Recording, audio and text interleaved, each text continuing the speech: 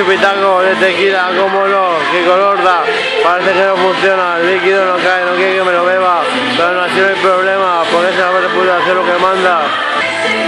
Este chupito es con orgullo de todos aquellos que decían que iba a ser un capullo, que en el mundo de las nuevas triunfar. Pues mirad mis fans, cuántos tengo, por montones, por miles. La verdad es que tengo cientos de miles de euros y de visitas. Bueno, miles de antiguas cuentas, hazlo, pues subo vídeos profesionales. Esto es por estudio y tal, en plan profesional.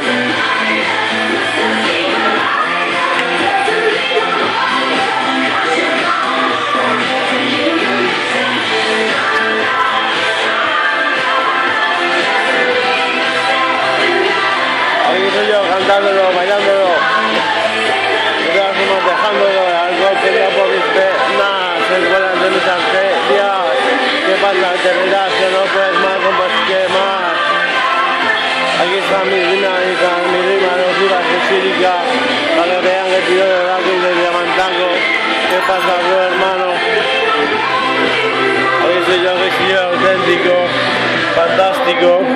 Me lo guardo porque si no partero se pica, se raya, se enoja, porque creen que me quieren robar la panoja, pero no se entera que soy el rey del mundo, y yo también lo puede cualquier moribundo. Aquí estoy yo porque soy astuto, el más popular del instituto.